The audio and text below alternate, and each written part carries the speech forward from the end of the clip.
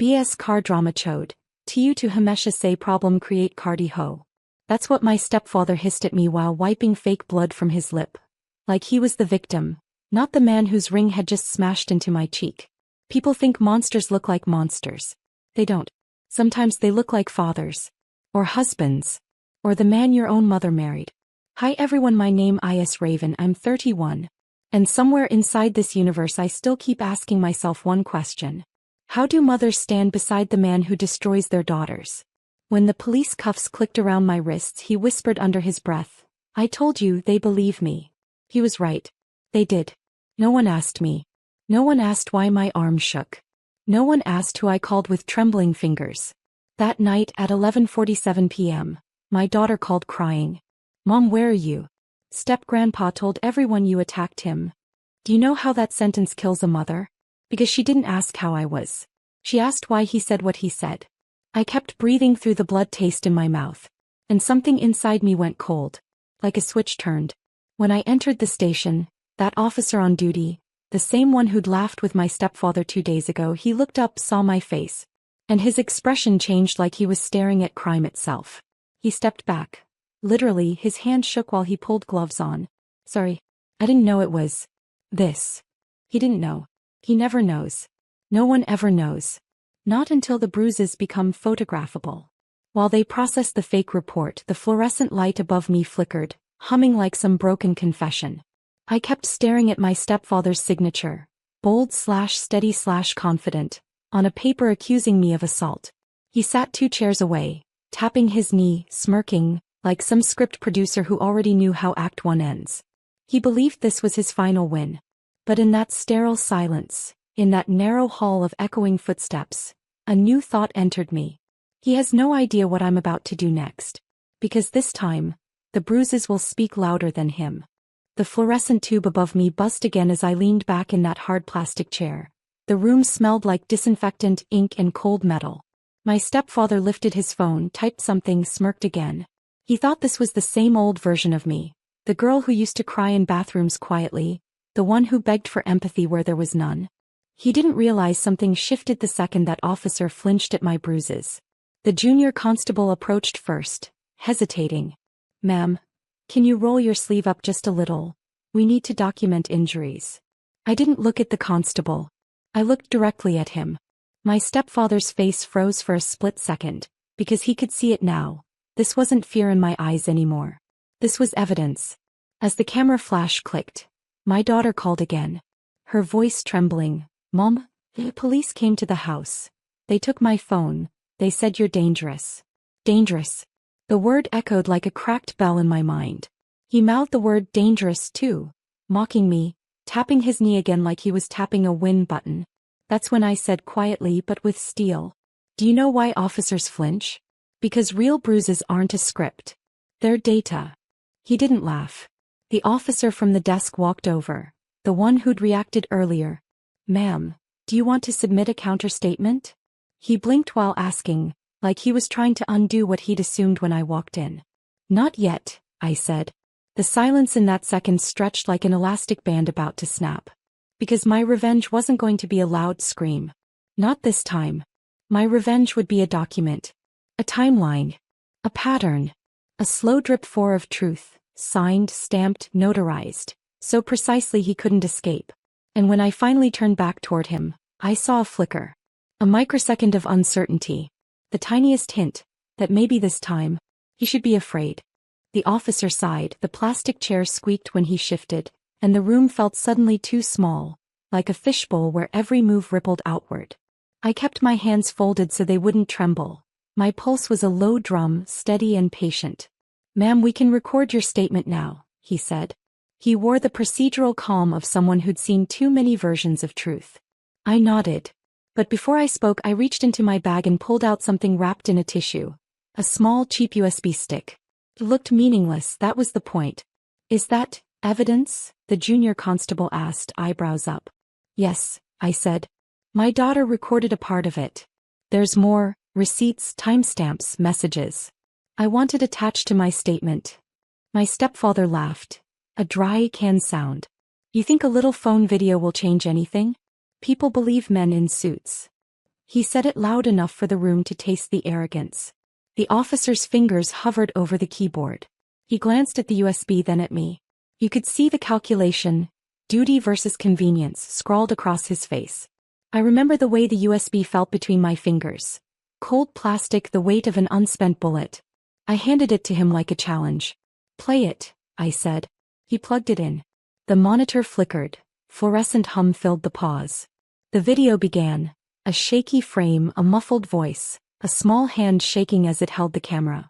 My daughter's voice quivered on the audio, counting 3, 2, 1, before the room snapped into focus. It wasn't just one scene. It was pieces, a montage in raw, unbearable slices. His hand slamming a cupboard, the kitchen light swinging like a pendulum, his face close to mine, his words soft and sickening. The final clip was the worst, him rehearsing the story in a whisper to someone on the phone. "When she comes back, you crease the shirt. Tell them she attacked me." "Got it." He froze. The smile evaporated like breath in winter. The constable swallowed. The officer's fingers tightened on the mouse. My stepfather's eyes darted to his phone, then to the door, then to me, exact coordinates of panic. He hadn't planned for a child with a phone. He hadn't planned for the tiny, trembling witness who knew how to press record. In the blue light of the monitor, his world rearranged itself into accusation after accusation he could no longer script. For the first time since this started, he looked small. And I realized, evidence doesn't roar. It simply plays back, patient and undeniable. He stood up so fast his chair scraped the floor. That sharp plastic drag felt like a blade dragging across cement. "This is edited," he barked, voice cracking, like a man grabbing at the last piece of a rope already slipping through his hands. The officer didn't even blink. He just clicked pause, rewound, replayed one sentence. "Tell them she attacked me." "Got it." Silence became a living thing. My stepfather suddenly looked older, like the video drained his bones of all the confidence he weaponized for years. The officer cleared his throat. "Sir, we'll need your phone for forensic extraction." He froze. Phones don't lie the way mouths do. He clutched his pocket like it was oxygen. His lips trembled, not in sadness, but in calculation. I leaned slightly forward, voice steady, almost gentle. "This isn't personal revenge. This is simply what happened. And we're done pretending." His eyes flicked to me, desperate, scanning my face for fear.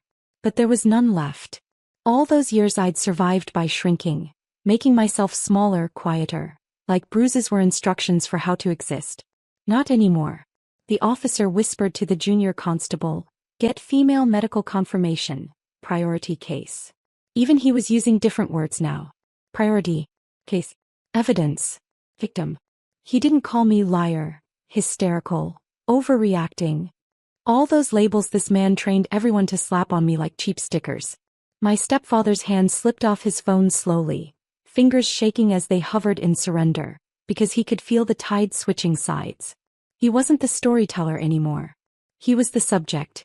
As the constable reached for his phone, he suddenly blurted, "She told her kid to record it. This is a trap." The officer replied, voice firm, "Only guilty men fear evidence." For a second I almost pitied him. Almost. But then I remembered the bruise blooming on my jaw. And the way my daughter whispered, "They believe him, not you." Oh. He didn't deserve pity. He deserved documentation. The junior constable took his phone slowly, like he was defusing a bomb, because everyone could feel the tension tightening the air. My stepfather's fingers hovered, then released. That tiny motion felt like a tectonic crack. The officer plugged the phone into the forensic dock. Screen flashed. Files began to mirror on the monitor. A blue loading bar crawled forward. My heart beat so loudly I could hear it inside my ears. And then, like fate waiting for the ugliest possible moment, my mother walked into the station. Her heels clicked like accusation. "What is this?" she shouted, eyes straight at me, not him. "Why couldn't you just behave? Why can't you keep peace in this house?" Peace. Peace meant silence to her. Peace meant bruises were family matters, and not police codes. My stepfather exhaled like a man finally saved. He actually smirked, as if my mother was his final witness, his final defense shield. "She's manipulating everyone," he said softly to her. "She staged all this, she wants to break us." I looked at my mother, really looked and realized something sickening. She wasn't blind. She was comfortable. Comfortable ignoring what didn't disturb her routine. Comfortable choosing the man she sleeps beside over the daughter she raised. But before she could spit another sentence, the officer clicked open one of the audio files recovered from his phone. It was his voice, clear as fluorescent light. Just bruise your own cheek a little if needed. They always believe the woman if she looks hurt. My mother's face drained color like a wall losing paint in rain. He lunged toward the desk. Instinct, panic. But the constable blocked him with one hand to the chest. Everything collapsed in that second. Him. Her belief. The entire script he wrote. And then, gently like the scene needed one final nail, I said, "You taught me to survive pain by swallowing it. Now watch how it looks when I don't." His jaw locked. My mother's eyes flickered, not in defense now, but in the first crack of doubt. My mother stepped back like the floor tilted beneath her. That audio file wasn't a theory anymore. It was a time-stamped betrayal signed in his own voice. "You said that," she whispered, her voice small, like a child realizing her favorite toy was a snake all along. He didn't answer. Guilty men never answer the first time truth corners them. The officer kept scrolling, screen after screen. Messages, notes, rehearsed lines, written like he was prepping scripts for performances he'd been delivering for years. Every notification bubble on his phone was another shard of reality. My stepfather finally broke the silence, voice cracking. "She's twisting it. You think this proves anything?" The officer didn't look at him. He only said 3 words that changed the axis of the room. "It proves intent." Those words hit harder than any slap I'd ever tasted. Intent. That's where accident ends and crime begins.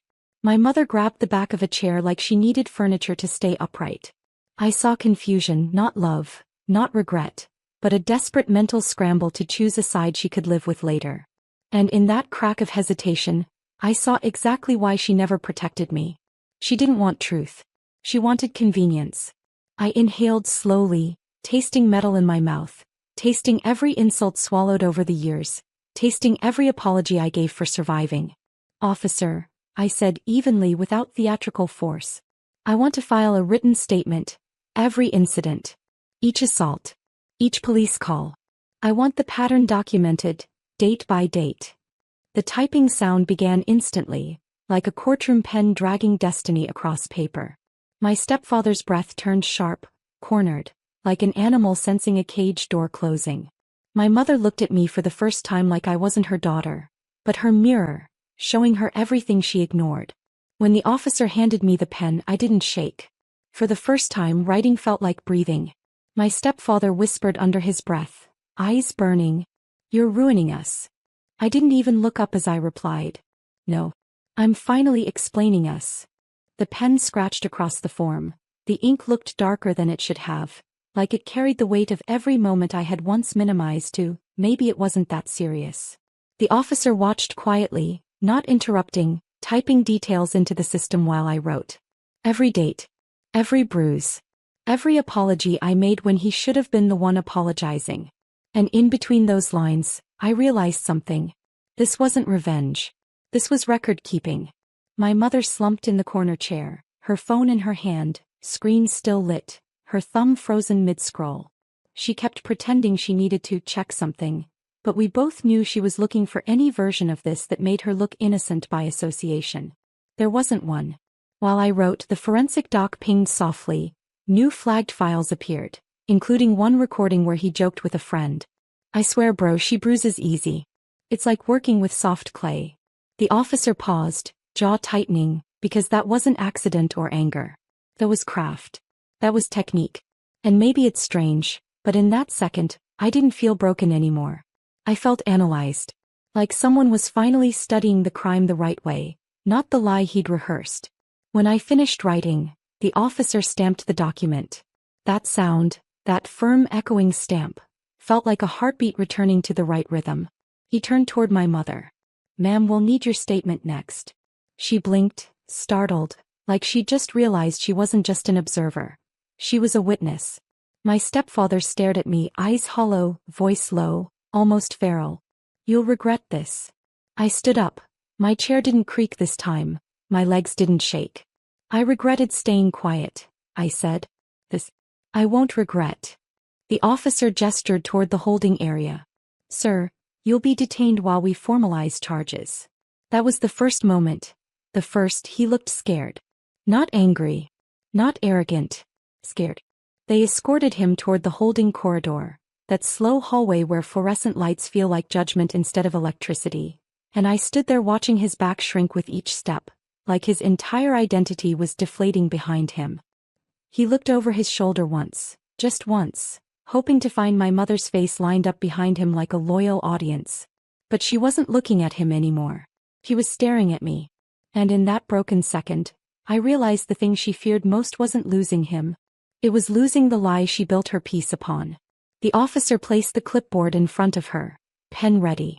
Ma'am, your confirmation signature. Her hand trembled, a lifetime of denial wobbling at her fingertips. Then she signed. That signature was the first time in her entire life she stood beside me, not him. Not out of love, but because truth had become too loud to unhear. I walked out of the station slowly. The automatic glass doors slid open and cold night air hit my face like a baptism. Outside, the street was quiet, except for my phone vibrating again. It was my daughter. Her voice was soft, hesitant, almost afraid to hope. Mom, are you coming home? I looked at the reflection of myself in the station window. That bruise on my jaw no longer felt like shame. It felt like proof. Yes, I whispered. I'm coming home. And this time, no one will rewrite our story for us. She exhaled, like she'd been holding her breath for weeks. I walked toward the parking lot. The night didn't feel heavy anymore. It felt wide open. Justice isn't loud. It's a desk. USB. A signature on the right line. It's a moment when you realize survival wasn't weakness. It was training. And every bruise you hid was just a chapter waiting to be admitted as evidence. As a mother. As a woman. As a witness to her own life. Tonight, the fear stayed inside the station. And I walked out free.